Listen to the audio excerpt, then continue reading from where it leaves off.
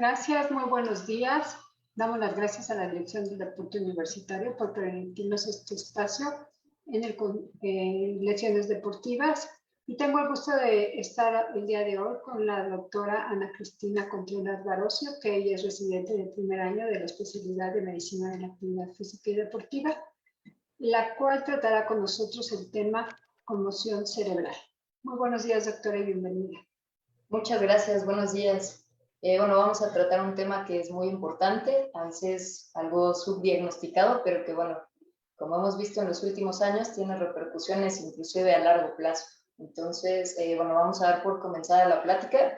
Soy Ana Contreras, soy R1 de la especialidad de Medicina de la Actividad Física y Deportiva. Entonces, iniciamos ya con la charla. Y bueno, vamos a definir qué es una conmoción. Es una lesión cerebral traumática que está inducida por fuerzas biomecánicas. No necesariamente tiene que ser un golpe directo, como veremos un poquito más adelante en los mecanismos por los cuales se puede producir. Bueno, vamos a ver que sí, claro, puede ser como la imagen que les ponemos, un golpe directo, pero puede ser también por una fuerza no directa o indirecta, que hace que nuestro cerebro se mueva un poquito distinto. Lo que normalmente hace, recordemos que el encéfalo no está sostenido dentro del cráneo por algo, sino que está rodeado de algunas membranas, hay un líquido que lo recubre y esto le da cierta movilidad. Pero bueno, si nosotros producimos una fuerza algo diferente a lo que normalmente hacemos, se puede producir una conmoción. El mecanismo, bueno, el mecanismo más común que vemos en el deporte, por supuesto, es cuando hay un contacto de jugador a jugador.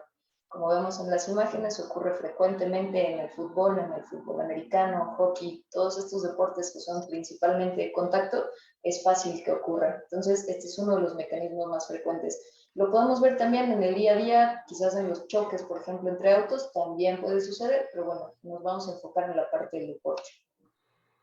Y bueno, como habíamos visto y les había comentado un poquito, o en estas dos formas, la primera es el impacto directo sobre el encéfalo y el otro es este mecanismo de aceleración y desaceleración, como en un choque, pero también puede ser, por ejemplo, en un tackle. Ocurre no de manera rara, por ejemplo, en rugby y fútbol americano, entre otros. Entonces hay una transmisión de estas fuerzas lineales o rotacionales al cerebro, que como les comentaba, bueno, la única forma que tiene de sostenerse es a través del bulbo raquídeo, el puente y demás, pero ya hacia arriba no hay algo más que le sostenga. Y algo importante, la epidemiología, bueno, es algo que quizás se subdiagnostica porque a veces decimos, bueno, sí fue un pequeño golpe en la cabeza, sí, pero bueno, habrá que pensar en algo más que solamente el comúnmente llamado chichón, ¿no? Entonces, tenemos datos principalmente de Estados Unidos, en México hay pocos, pero bueno, entre 1.6 y 3.8 millones de lesiones por conmoción anualmente en los Estados Unidos. Estos los que se diagnostican, pero los que no, bueno, quizás esté un poquito más elevado, y son entre el 5 y el 9% de todas las lesiones relacionadas con el deporte. Y como veremos es muy importante porque bueno, puede tener por ahí algunos problemillas a largo plazo. Ocurre más en jóvenes, claro, porque generalmente son los jóvenes quienes toman parte de este tipo de deportes de contacto. Ocurre un poco más en hombres que en mujeres, aunque se puede llegar a diagnosticar un poquito menos en hombres, sobre todo se ha visto que tiene que ver un poco con esta parte como decir que me siento mal o me duele algo o no me estoy sintiendo tan bien en el juego y no quiero salir del mismo, ¿no? Entonces, por esto es que es importante que personas ajenas al deportista, es decir, también familiares, entrenadores y médicos, estemos muy conscientes de todo lo que puede pasar, de cómo se ve una conmoción. Y bueno, los deportes con mayor incidencia, como habíamos comentado, fútbol americano, hockey sobre hielo, fútbol, soccer, rugby, todos aquellos donde haya mucho contacto. Y bueno, básicamente sería lo más importante de epidemiología. Hablando un poquito de cómo vamos a reconocerlo, bueno, hay que poner atención en esto, sobre todo, no sé si nos están viendo papás de deportistas, por ejemplo, pues ojo, ¿no? Ustedes conocen súper bien a sus hijos, conocen muy bien el deporte que practican, entonces muy pendientes. Los más comunes son cefalea, que es dolor de cabeza, las náuseas también se pueden presentar, vómito, alteraciones en el equilibrio, mareos o sensación de estar aturdido o sensación como de estar caminando en una nube, como ir flotando. ¿Qué más podemos ver? Problemas visuales, que de repente uno de nuestros deportistas nos diga, ¿sabes qué? Estoy viendo doble o estoy viendo manchas, hay que poner atención, podrían ser otras cosas, sí, pero bueno, pendientes de estos mecanismos de lesión que ya vimos, que se sienta como muy, muy, muy cansado, que haya una hipersensibilidad al ruido, a la luz, algo que también se puede dar, además de la conmoción, es alguna lesión en la médula espinal por el mismo mecanismo, hay que estar pendiente de eso y eso se puede ver con estas dos palabras muy extrañas, parestesias y parecias, que son básicamente sensaciones extrañas en la piel, como sensación de hormigueo, de adormecimiento, todo eso también nos puede estar indicando que algo no está bien por ahí. También las convulsiones o la pérdida de la conciencia, que no ocurre tan frecuentemente, pero sí se puede llegar a dar. Entonces, mucho ojo si tenemos un chico que salta por un balón, quizás en el fútbol, a cabecear, choca con alguien más y aparentemente todo está bien, pero continúa a los pocos segundos con dolor de cabeza, dolor de cuello, tienen náuseas, no se ve con buen equilibrio, empiezan a caminar y se van de lado. Bueno, ojo, porque ahí podríamos estar hablando de una conmoción. Algunos otros signos y síntomas ahora no son tanto como que podamos ver físicamente, también nos van a tener que decir los chicos cómo se sienten. Entonces es como sentirse confundido.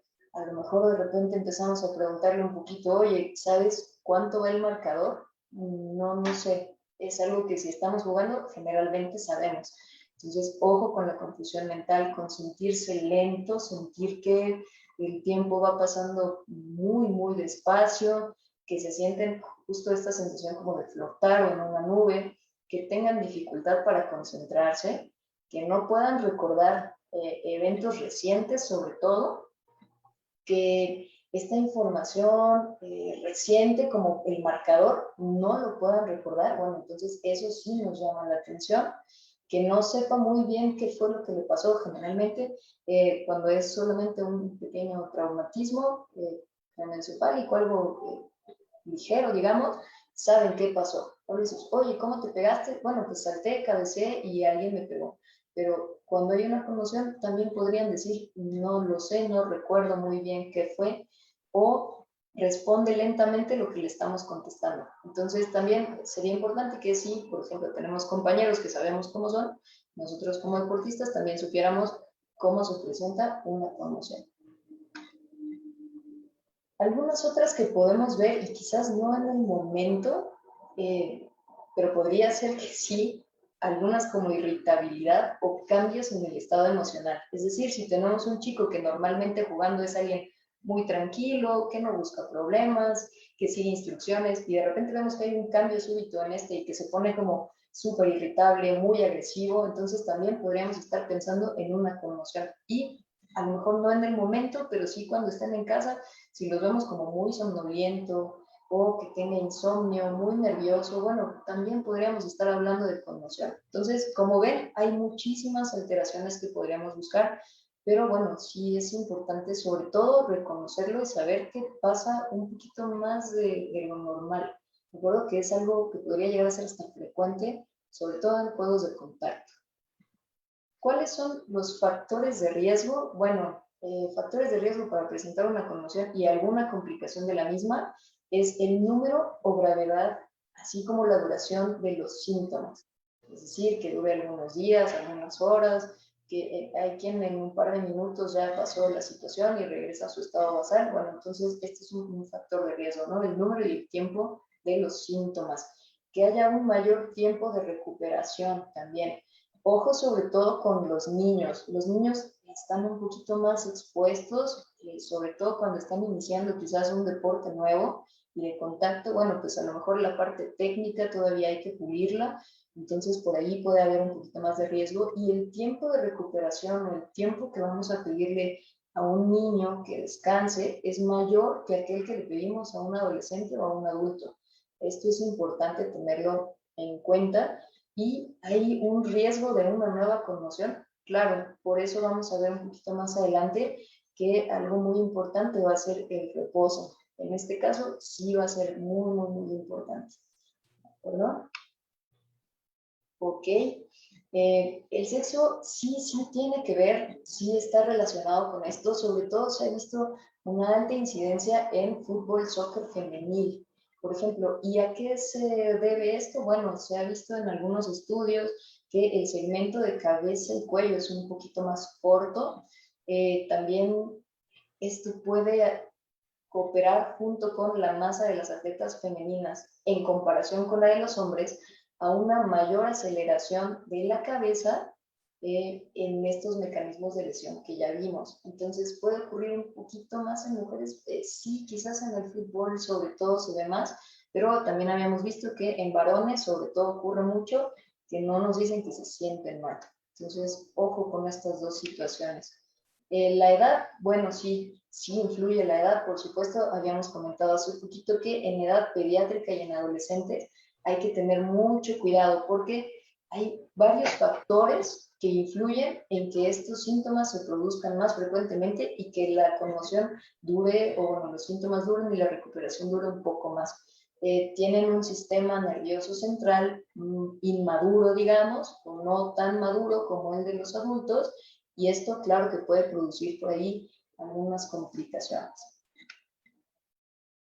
Es importante, como habíamos visto también, la posición y el estilo de juego. Por ejemplo, hablando en particular del fútbol americano, los backs tienen un riesgo mayor de conmoción cerebral que los linieros por el tipo de posición que juegan. Es decir, yo voy a lanzar un balón, yo voy a ir hacia atrás y entonces alguien viene con una aceleración mucho mayor que contra un liniero y ahí se puede producir fácilmente. También en las jugadas como de kickoff hay un riesgo de 4 veces más de tener una conmoción cerebral que en una jugada de pase o alguien que va corriendo. Son distintos. Si les gusta el fútbol americano, seguramente habrán visto por ahí alguna jugada donde hasta hacemos cara de susto porque, pues sí, claro, al pateador lo taclean y por el tipo de posición que tiene, pero además el tipo de movimiento que está realizando, bueno, pues se encuentra con menor equilibrio y ocurre fácilmente una conmoción en este choque.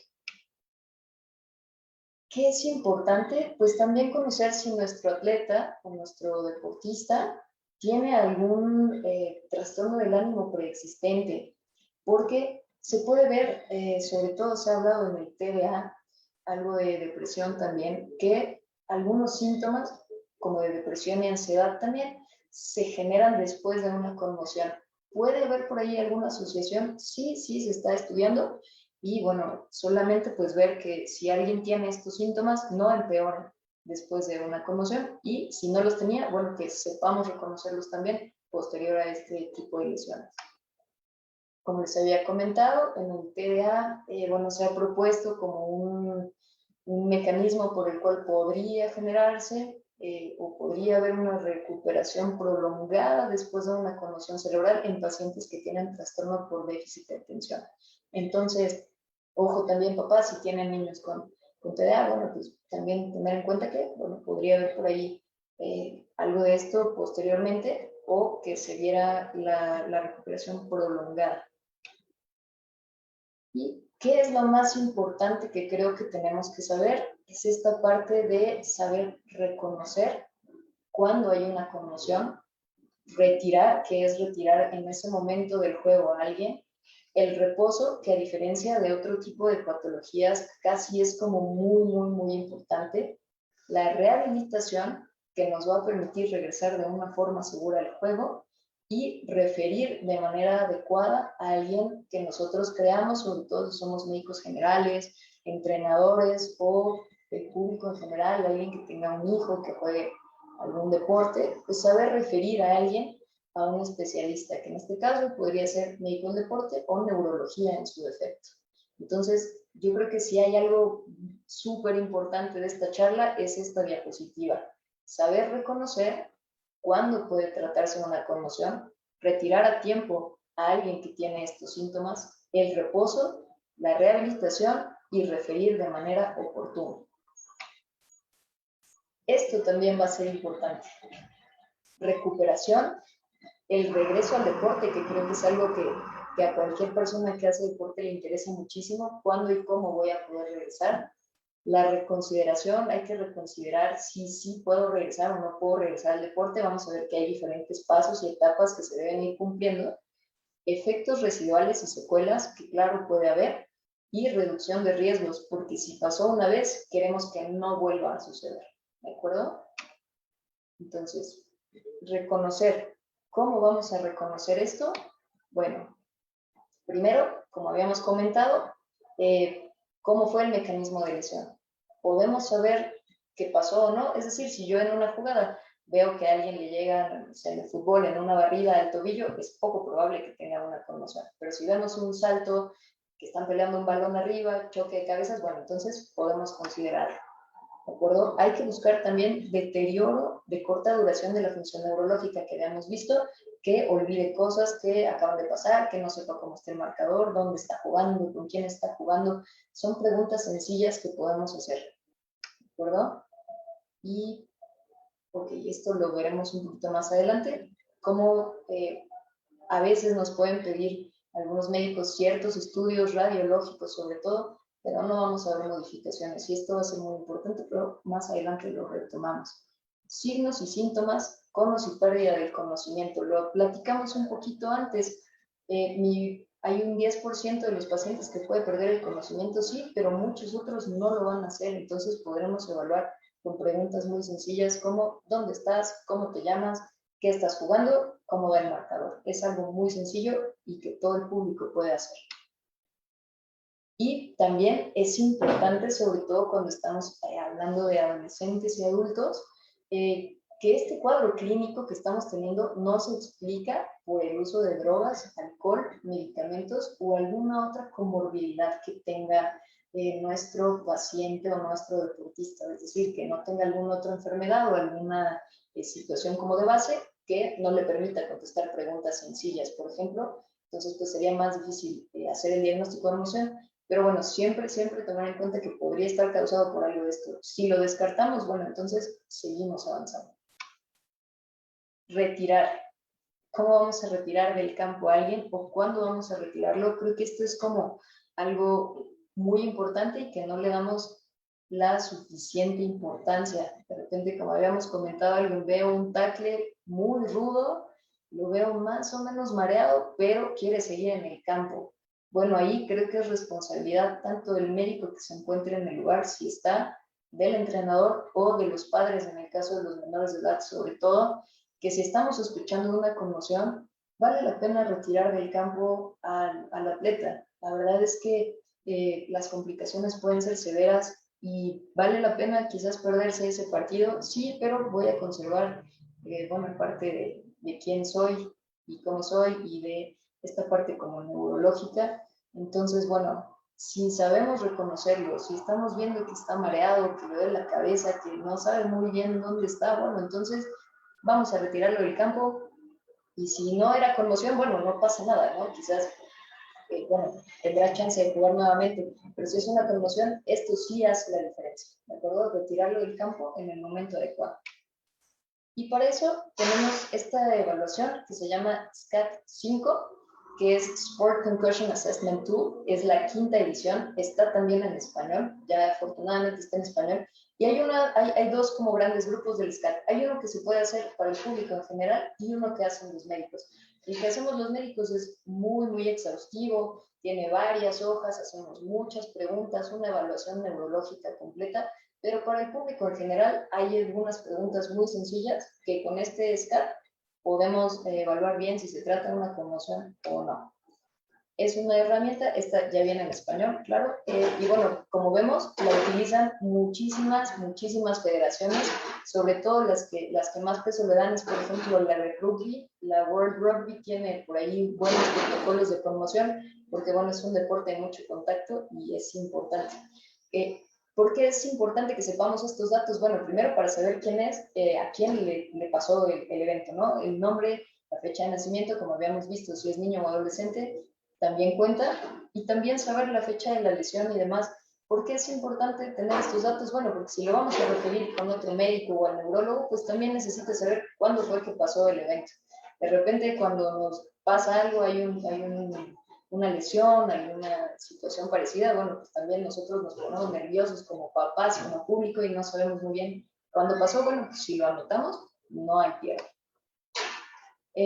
Ok, puntos clave que tenemos que seguir. Habla aquí sobre primeros auxilios. En realidad, si los papás no saben primeros auxilios, no hay ningún problema. Los entrenadores idealmente tendrían que saber que solo hay que revisar que nuestro jugador respire bien, que no le cueste trabajo respirar, que no se vea muy pálido, que no pierda la conciencia. Si esto lo sabemos así de manera general, bueno, fabuloso, es suficiente, ¿de acuerdo? Entonces, tómenlo en cuenta. Y bueno, ¿qué es importante? Hay que saber que el SCAT está idealmente utilizado en mayores de 12 años, pero también podríamos utilizar una prueba que se llama SCAT pediátrica en aquellos menores de 12 años, y también va a haber preguntas muy, muy sencillas. Ok, ¿y qué es súper, súper, súper importante? Creo que también esta es una diapositiva clave. ¿Qué hacer cuando tenemos señales de alerta? Y vamos a ir repasándolas poquito a poquito. ¿Qué pasa si yo tengo dolor en el cuello o dolor cuando toco el cuello? Bueno, quiere decir que probablemente haya una lesión, podemos hablar de una lesión ósea o de una lesión en médula espinal, si hay dolor en el cuello. Entonces, en ese caso, bueno, tratemos de no mover a nuestro deportista. No importa si somos papás, médicos o entrenadores. Si alguien tiene dolor en el cuello, bueno, no hay que moverlo porque podríamos por ahí provocar un poquito más de daño. Entonces, ojo con ese. Visión doble. Visión doble es un dato también de alarma. También hay algunas otras patologías como desprendimiento de retina, por ejemplo, en el que hay cambios en la visión. Y si nosotros seguimos moviendo, seguimos jugando, puede haber por ahí algún otro problema, además de la conmoción. Por eso es que estos puntos son importantes. Debilidad u hormigueo, así como ardor en brazos o piernas. ¿Por qué es de alarma? Como habíamos visto, los mecanismos de lesión de conmoción pueden ser los mismos que aquellos de daño medular. Entonces, si hay estas sensaciones en las piernas o los brazos, o de plano no sienten piernas o brazos, no pueden moverlas, no movamos el cuello, no movamos a nuestro deportista y esperemos a que alguien capacitado nos pueda ayudar. Cefalea grave o en aumento. Cefalea es dolor de cabeza grave o que va aumentando. Bueno, ojo, porque por acá podría estar aumentando la presión dentro del cerebro y eso sí es algo de gravedad. Por eso son señales de alerta. Otro es vómito, que también nos puede hablar de este aumento dentro del cerebro, de la presión dentro del cerebro.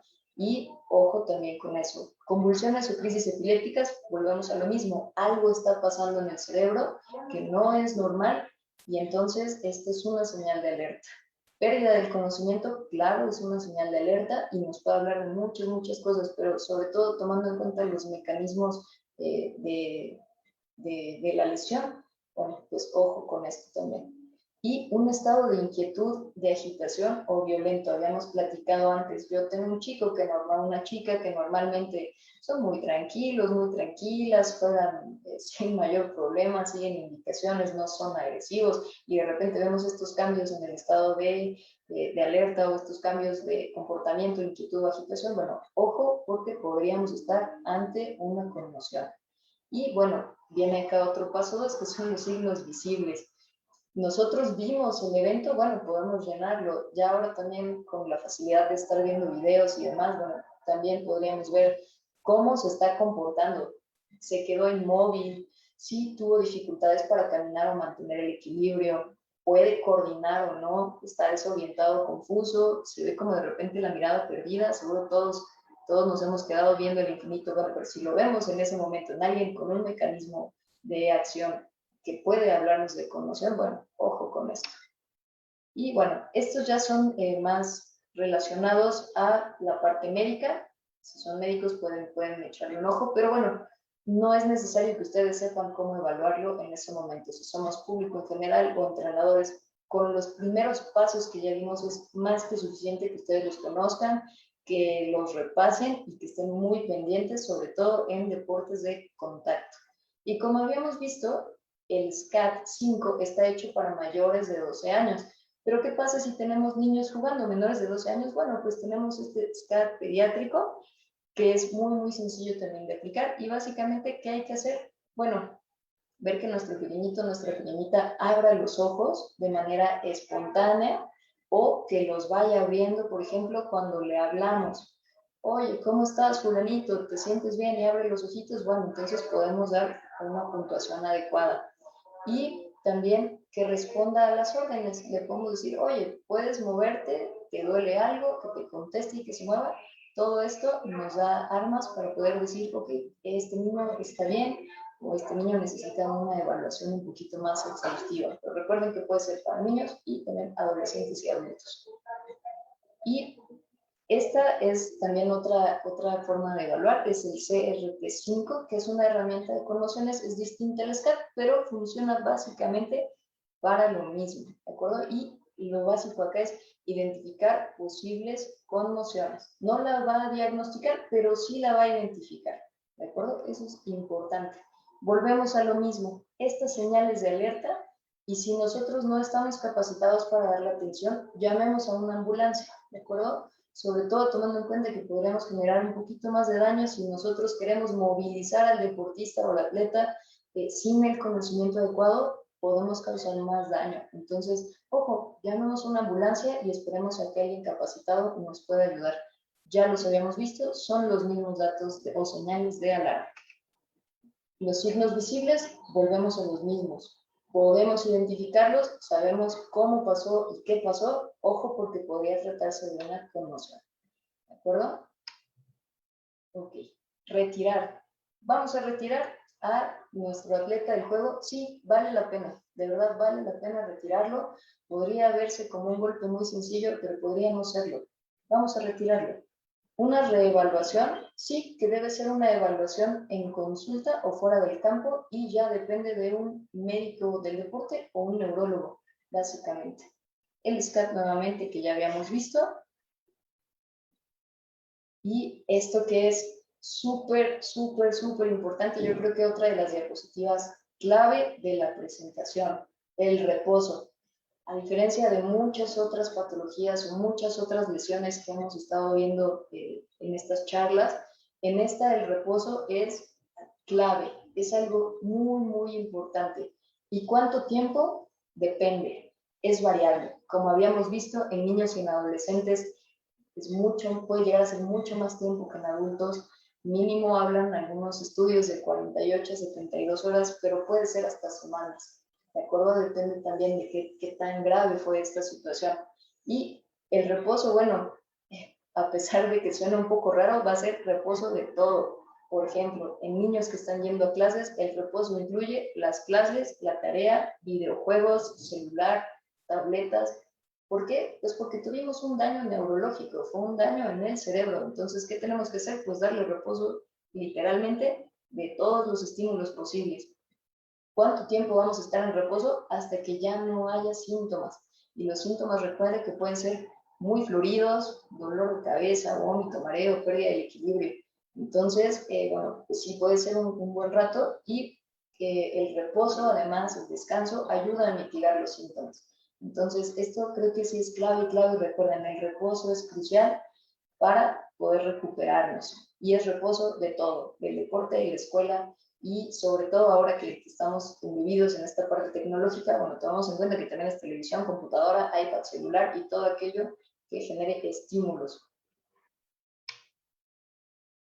Ok, la rehabilitación, pues sí, también vamos a tener que tomar rehabilitación y puede ser psicológica, puede ser también la parte más física. ¿Y qué vamos a ir recuperando? Bueno, vamos a ir recuperando confianza en nosotros mismos, confianza en cómo vamos a regresar al juego y vamos a también tomar un pequeño tiempo para decir cómo vamos a regresar al juego. Bueno, quizás yo tuve una conmoción, ya no tengo síntomas y mañana me voy a ir a jugar fútbol porque es lo que más me gusta. No, vamos a ir paso a paso. ¿Cómo? Bueno, quizás vamos a empezar a hacer un poquito de ejercicio aeróbico, controlado sobre todo, si puede ser las primeras veces bajo la supervisión de un profesional de la salud, mucho mejor, porque vamos a ver si hay síntomas nuevamente o si podemos seguir progresando. Pero lo ideal será ir paso a paso. ¿Qué voy a hacer primero? Bueno, a lo mejor voy a empezar a caminar un poquito, después voy a poder trotar un poco, voy a poder ir agregando ejercicios de equilibrio, voy a ir haciendo algunas cosas que se parezcan a mi deporte y más adelante consideraremos el regreso al juego. Pero eso siempre recuerden, paso a paso. Y entre estos pasos no deben regresar los síntomas. Si en algún momento los síntomas vuelven, bueno, entonces tendremos que considerar el reposo nuevamente y regresar a un paso anterior. Eso es súper, súper importante que lo tengamos en cuenta. Después de una conmoción, no conviene regresar al juego de inmediato, sino que podamos ir paso a paso para evitar nuevamente síntomas y complicaciones.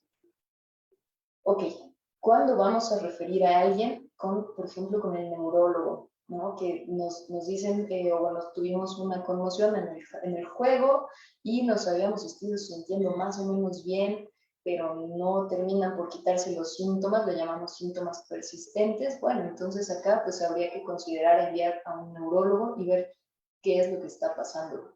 ¿Y cuándo vamos a considerar esto como algo ya como síntoma persistente? Bueno, cuando en un adulto entre 10 y 14 días no haya mejoría de estos síntomas o persista alguno de ellos, o en niños, como habíamos visto, es más tiempo, más de 4 semanas. Entonces, ¿qué hay que hacer? Pues referir de manera oportuna o buscar de manera oportuna la ayuda de un neurólogo o alguien especializado ya en esto. Esto también es importante. Y la recuperación, ok, la recuperación va a ser un regreso a las actividades normales. Habíamos visto que habíamos suspendido escuela, deporte, todo esto que pudiera generar algún estímulo. Y bueno, ¿cómo vamos a regresar a actividades normales que incluyan escuela, trabajo y deporte? Bueno, pues vamos a hacerlo como habíamos visto, poco a poco, por lo menos 48 a 72 horas de reposo antes de poder iniciar esta recuperación. Como habíamos platicado, va por fases. Cada fase tiene una duración aproximada de 24 horas, pero puede alargarse. Y esto depende básicamente de los síntomas. Recuerden que no debe haber molestias entre un cambio y otro de fase. Y ojo, como habíamos visto con la adolescencia, lo repito mucho porque es importante, ojo con niños y adolescentes porque son más vulnerables a tener síntomas persistentes o síntomas de mayor gravedad. Y por lo tanto, ve alguna consecuencia a futuro. Y algo que sí nos importa mucho, porque estamos hablando de deportistas, ¿cómo vamos a regresar a un deportista a su actividad normal? Bueno, pues hay algunas estrategias. Por ejemplo, acá tenemos 3 etapas diferentes. La primera es actividad limitada por los síntomas. Primero, ¿qué vamos a hacer? Vamos a reintegrarlo gradualmente a actividades de la casa, como por ejemplo ayudar a limpiar su cuarto, ayudar a barrer en la casa, lavar los trastes, iniciar algunas actividades escolares y vamos a ver cómo van los síntomas. Si no hay presencia de síntomas, entonces podemos ir al siguiente paso, un ejercicio aeróbico ligero. Puedo salir a caminar, andar en bicicleta, pero estática, porque la bicicleta, bueno, la que nos fija, nos da cierto riesgo de caídas, sobre todo si el equilibrio no se ha recuperado del todo. Entonces vamos a caminar, vamos a hacer un poquito de bicicleta estática y nada de resistencia por ahora. Es un ejercicio muy ligero que no nos produce gran fatiga. Podemos inclusive estar platicando con alguien mientras hacemos esta actividad y vamos a ir aumentando con esto la frecuencia cardíaca, pero de una manera controlada, ¿de acuerdo? Y esta etapa también debe hacerse sin presencia de síntomas, para que yo pueda pasar al siguiente escalón, digamos, que es ejercicio específico para el deporte. Todo esto debe ir aumentando progresivamente y sin síntomas. ¿Qué vamos a hacer? Bueno, vamos a iniciar a correr, a trotar, y por ahora sin actividades de impacto en la cabeza. Es decir, si yo juego fútbol o juego fútbol americano, juego rugby, hockey, cualquier deporte donde haya contacto, ¿qué voy a hacer? Bueno, quizás voy a poder dominar el balón, voy a poder lanzar el balón, voy a poder hacer pases, pero nada que incluya impacto en la cabeza. ¿Cuál es el objetivo? Agregar movimientos propios del deporte que yo estoy practicando. Ahora, el siguiente paso, siguiente etapa es entrenamiento sin contacto. Voy a hacer más ejercicios, inclusive ahora en grupo, pero no voy a tener contacto. ¿De acuerdo? Esto es muy importante. Recordemos que cada etapa debemos pasarla sin síntomas. ¿Cuál es este objetivo? Bueno, aumentar el ejercicio que estamos haciendo, mejorar y ver cómo está la parte coordinativa y equilibrio. y actividades cognitivas, porque cuando estamos haciendo un entrenamiento en conjunto, bueno, tenemos que pensar qué es lo que vamos a hacer para que el ejercicio fluya, ¿de acuerdo? Entonces, ahora la otra parte que vamos a ver es la práctica de contacto completo. Recuerden que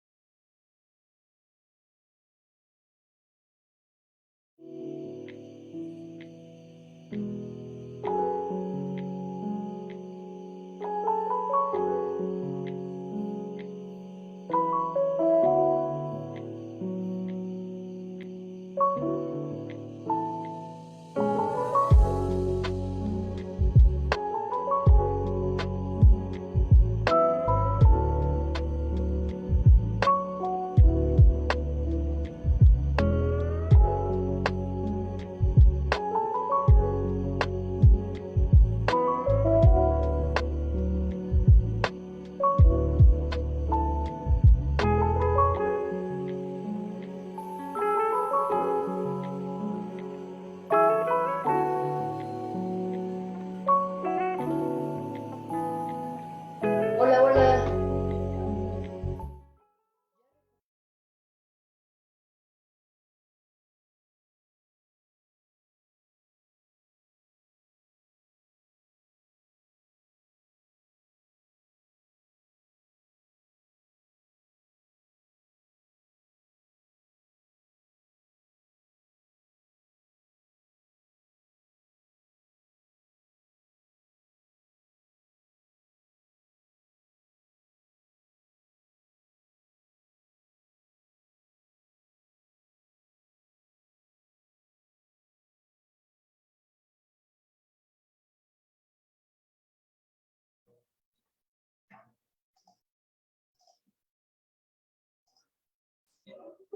Ok, perfecto. Entonces vuelvo a compartir pantalla.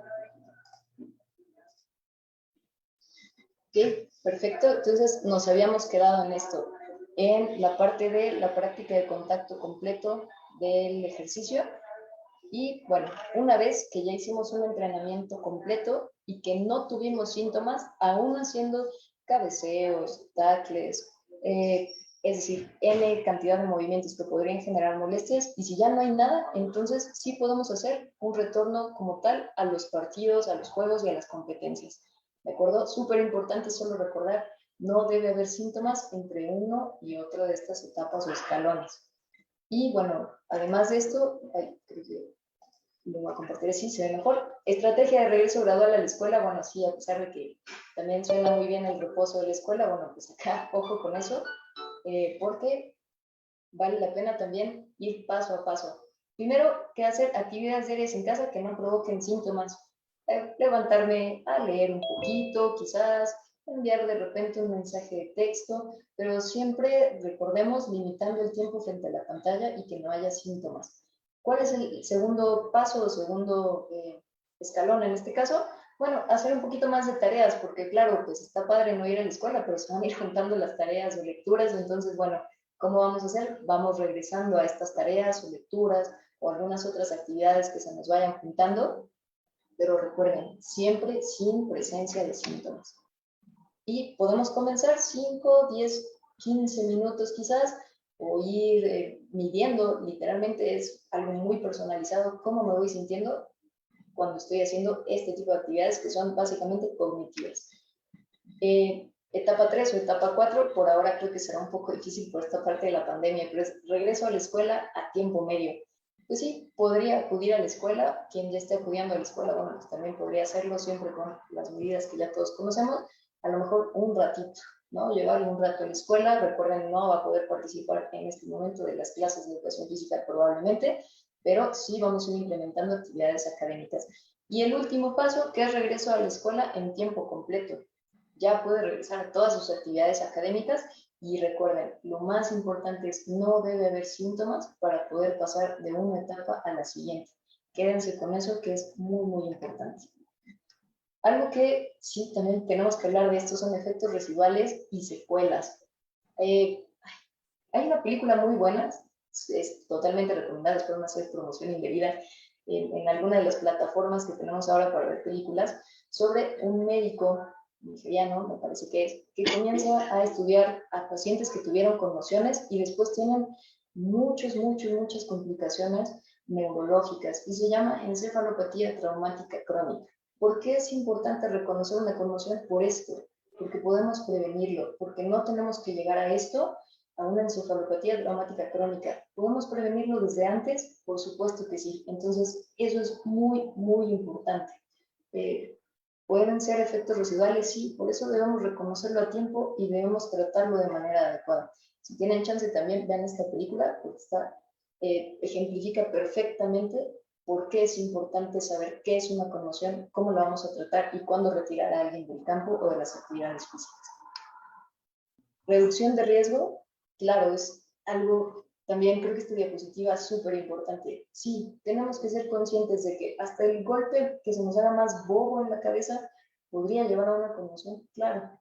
Entonces, tomémoslo en cuenta y lo más importante siempre es la prevención. No tenemos que llegar a esto o a una secuela a largo plazo cuando podemos prevenirlo. Sí, muy, muy importante. Y esto, ¿por qué es importante toda esta parte? Que con esto vamos a concluir. ¿Qué es el síndrome de segundo impacto? Bueno, es una condición en la que un individuo experimenta un segundo traumatismo craneal antes de una recuperación completa de un traumatismo craneal inicial. Entonces, yo estoy jugando fútbol, me pegan en la cabeza, me conmociono, pero nadie sabe y yo sigo jugando. O yo sigo entrenando porque, bueno, al siguiente día pues me siento más o menos bien, pero voy a mi entrenamiento y me dan otro golpe. Esto puede ser muy, muy grave, inclusive puede llevar a la muerte. Entonces, es por esto que es muy importante que sepamos reconocer cuándo hay una conmoción y cómo podemos tratarla y evitarla, porque sí tiene una consecuencia que puede ser fatal.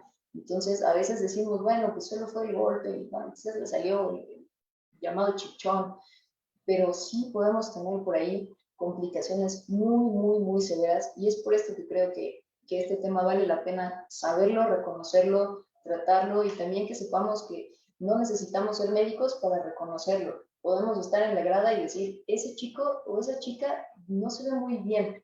Yo diría, mejor vamos a retirarlo del campo, vamos a prevenir y vamos a llevarlo a que lo evalúen de manera adecuada. Y esta es la última diapositiva. Y bueno, con eso yo finalizaría el tema y me parece que vamos a abrir preguntas. Sí, doctora, muchísimas gracias. Muchísimas gracias. Una disculpa porque se nos fue la conexión, pero tratamos de recuperarla lo más rápido posible. Nos preguntan si un chico con trastorno de déficit de atención tiene un manejo diferente. No, el manejo es el mismo, solamente vale la pena estar muy pendiente de si no hay un aumento en los síntomas que tiene. Recordando que el TDA puede tener diferentes como variedades o diferentes características, el inatento, el mixto o el hiperactivo. Hay que estar solamente pendiente de si no hay algún aumento en este tipo de sintomatología, porque bueno, eso sí podría estarnos hablando de conmoción, pero básicamente el manejo después de la conmoción hasta que regrese a sus actividades normales debe ser el mismo y debe continuar tomando sus medicamentos si es que así lo hace. Ok. Sabemos que en algunos deportes, en especial el fútbol americano, había un poco la tendencia de que las conmociones eran como premios, ¿no? Decían, yo ya llevo 3, yo ya llevo 4. ¿Después de cuántas conmociones sería no indicado seguir jugando? ¿O cómo es que podemos valorar esto? Ok, yo diría que no hay un número específico. Es decir, si la conmoción fue lo suficientemente severa como para provocar síntomas por mucho tiempo, hay alguna secuela, hay algo que no esté muy bien, yo diría, vamos a valorarlo, ¿no? Digo, yo entiendo que sobre todo en la parte profesional, bueno, es su trabajo, pero cuando no se trata de algo profesional, quizás es algo recreativo, bueno, a lo mejor podemos valorar realizar otro tipo de deporte, ¿no? Otro tipo de actividad física, porque a partir de la primera conmoción puede haber secuelas. No necesariamente debo juntar 4 o 5 conmociones para yo tener algo a largo plazo, puede ser una. Entonces creo que sí debemos valorar de manera muy particular a cada paciente y decir, bueno, ok, a lo mejor fue una conmoción leve, sus síntomas duraron 5 o 6 días, se recuperó de manera adecuada, no tuvo regresiones en estas etapas de regreso a las actividades cotidianas y el deporte, ¿no? A lo mejor puede seguir haciendo esa actividad, ¿no? Pero claro, también enseñándole cómo prevenirla. A lo mejor hay que mejorar la técnica, a lo mejor hay que hacer algunas modificaciones ahí en cuanto a cómo estoy entrenando, pero yo diría que no hay como un límite de decir, bueno, tengo 5 conmociones y a la quinta ya no voy a hacer nada porque entonces ya estoy en riesgo. A partir de la primera podría haber, entonces pues es como muy individual el asunto. Sí, esto es muy importante y es por eso que en la NFL hay congresos cada año para ver qué está pasando, cuál es la incidencia de lesiones, cómo las puedes prevenir, qué deben modificar en sus reglamentos del juego para que esto no sea consecutivo, sobre todo en ese tipo de deportes donde hay mucho contacto físico y la recomendación, como lo menciona usted, pues es también a los papás, ¿no? Que realmente estén al pendientes, que no crean que no pasa nada, porque sí pasa y puede ser a largo plazo. Muy bien, doctora, muchísimas gracias. ¿Algún último comentario ya para terminar? No, nada más, muchas gracias y que sí, que no necesitan ser médicos para saber reconocerlo, ¿no? A lo mejor yo no sé muy bien qué está pasando, pero sí sé que mi niño está raro, o sé que el niño que yo entreno está raro, o la niña que entrena conmigo no se ve muy bien. Bueno, vamos a buscar atención y descartamos, ¿no? Claro, es un padecimiento que debemos de tener mucha precaución, que puede tener, como dijimos, secuelas a largo plazo, y es por eso que debemos estar muy al pendiente de qué está sucediendo, cómo lo tenemos que manejar, manejarlo de la mejor manera. Y bueno, puede ser una conmoción, pero puede ocasionar un hematoma, puede ocasionar una lesión cerebral importante, y que tenemos, que a lo mejor no en el momento ocurre, sino va a ocurrir unas horas después porque empieza a sangrar, se acumula la sangre, hay lesiones a nivel del parénquima neuronal. Entonces, tener mucha precaución de qué es lo que está pasando. Le agradezco mucho, doctora, su participación. Damos las gracias nuevamente a la Dirección del Deporte Universitario por permitirnos este espacio y los esperamos la próxima semana con un tema igualmente de su interés. Muchas gracias. Gracias.